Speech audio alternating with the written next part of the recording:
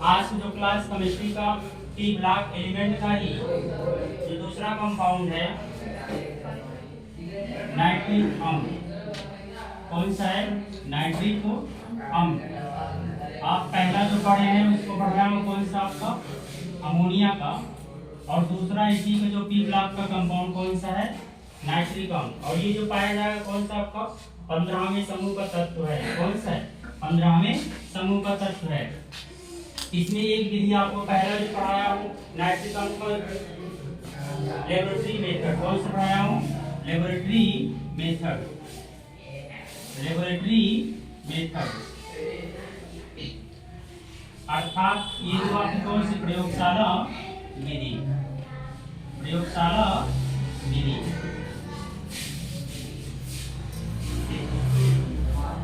प्रयोगशाला विधि यही बताया था कि अमोनिया को जो स्टोरेज अम्ल के नाम से भी जाना जाता है, इसको नाइट्रिक अम्ल को, नाइट्रिक अम्ल को स्टोरेज के नाम से भी जाना जाता है।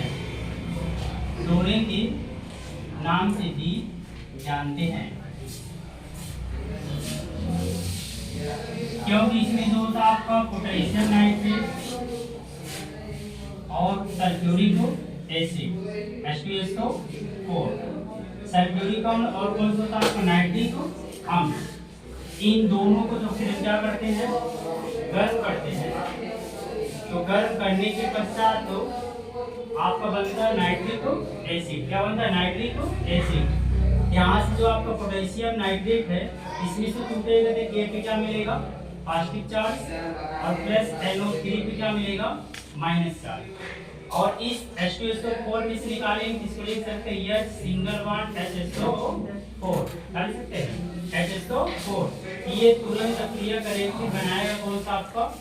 नाइट्रिक अम्ल। ये हो जाएगा HNO3 प्लस फिर जो बना देगा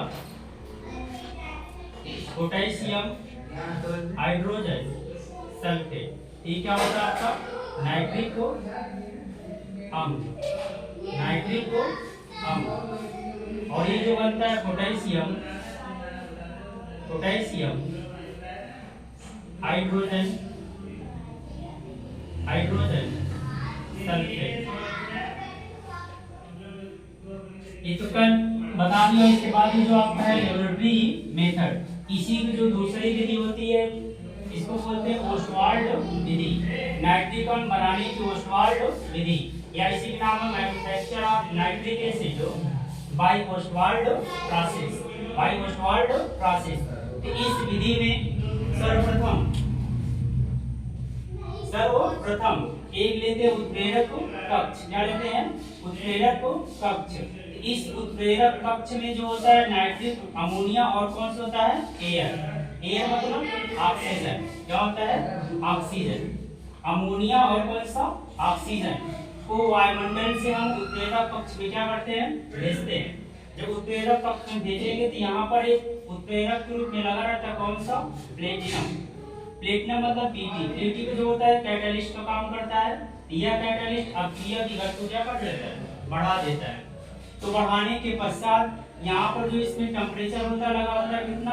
800 से लेकर लगभग 1000 डिग्री सेल्सियस क्या होता है? तापमान पाया जाता है। इसमें तुरंत जब ये अमोनिया और कौन सा? ऑक्सीजन जब उत्प्रेरक कक्ष में भेजा जाता है तो भेजने के पश्चात ये कन्वर्ट हो जाती है नाइट्रिक ऑक्साइड। इसमें कन्वर्ट होती है नाइट्रिक ऑक्साइड। नाइट्रिक ऑक्साइड मतलब ये बनेगा आपका अमोनिया, मतलब ये ले लेंगे NH3 और प्लस क्या होगा? वायुमंडल से क्या मिलेगी? ऑक्सीजन। इस पे लगाएंगे उत्प्रेरक ग्रुप में क्या लगा देंगे? प्लेटिनम। प्लेटिनम को पुनः फिर क्या करते हैं? 800 डिग्री सेल्सियस पे क्या किया जाता है?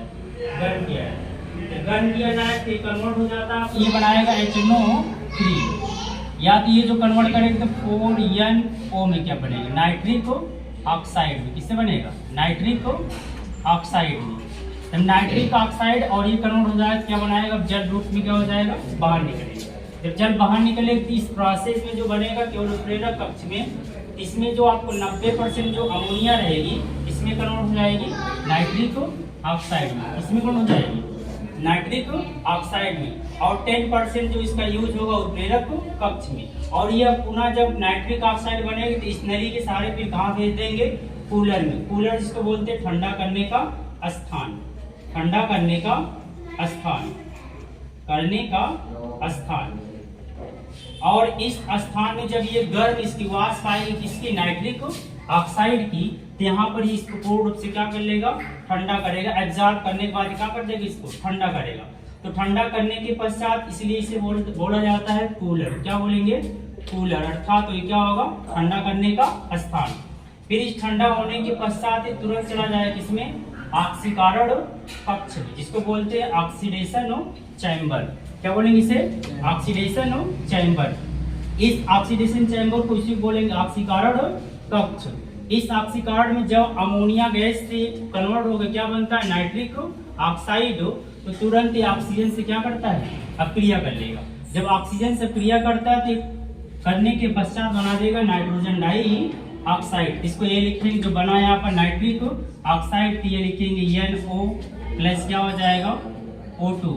तो ये कन्वर्ट हो जाएगा तो बनाएगा NO2, जिसे बोलेंगे nitrogen dioxide. Nitrogen dioxide, nitrogen dioxide. जब इसकी वैलेंसी करें तो यहाँ पर क्या कर लीजिएगा? 2NO, और यहाँ पर 2N है, इसका मतलब 2N यहाँ पर भी है, यहाँ पर भी क्या होना चाहिए? 2N। तो यहाँ पर क्या कर लीजिए? 2N। तो 2 दूना 4, इसकी वैलेंसी यहाँ पर 4 हो रही है, तो 4 होने के कारण इस ऑक्सीजन के पास यहाँ पर भी 2 ऑक्सीजन और यहाँ पर कितना हो जाएगी? 2। इसलिए क्या बनाएगा? Nitrogen dioxide. तो इसलिए इसे बोलते हैं ऑक्सीडेशन चैम्बर, या उसी बोलेंगे ऑक्सीकरण कक्ष। और इस ऑक्सीकरण कक्ष को पुनः जब ये क्या करता है? बन के आएगी नाइट्रोजन डाइऑक्साइड, तो इस नली के माध्यम से पुनः भेज देंगे कहाँ पर? Absorption tower. इस एब्जॉर्प्शन टावर को हम बोलेंगे अवशोषण कक्ष। क्या बोलेंगे? अवशोषण कक्ष, अवशोषण कक्ष। और इस अवशोषण कक्ष में ऊपर से क्या गिराते हैं? जल की फव्वारे गिराते हैं। क्या गिराते हैं? जल की फव्वारे। तो जल की फव्वारे ये नाइट्रिक ऑक्साइड भी क्या करते हैं? गिराया जाता है। ये जो नाइट्रिक ऑक्साइड है इसको क्या करता है? एब्जॉर्ब या अवशोषित कर लेता है। अवशोषित करने के पश्चात द्रव के रूप में क्या निकाल देता है? नाइट्रिक अम्ल, जिसका वो बनता है कितना? 60%। ये जो प्योर बनेगा नाइट्रिक एसिड कितने बनेगा? 60%। और ये नीचे भाग क्या करते हैं? दूसरे टैंक में निकाल लेते हैं। ये जो आपका नाइट्रिक ऑक्साइड बन के आएगा NO2 और प्लस क्या हो जाएगा? H2O। ये जो बनाएगा आपका HNO3, क्या बना देगा? HNO3। ये जो HNO3 बनेगा 60% क्या रहेगा?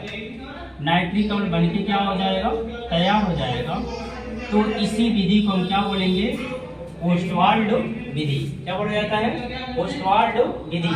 अर्थात इस प्रोसेस में जब लिखेंगे कि इस विधि में सर्वप्रथम बनाने के लिए हमें क्या लेंगे? उत्प्रेरक कक्ष। और इस उत्प्रेरक कक्ष में अमोनिया और कौन सा? ऑक्सीजन के मिश्रण को 1:9 के अनुपात में क्या करते हैं? 1:9 के अनुपात में मिलाया जाता है। तो मिलाने के पश्चात इस अमोनिया और ऑक्सीजन को उत्प्रेरक कक्ष में भेज दिया जाता है।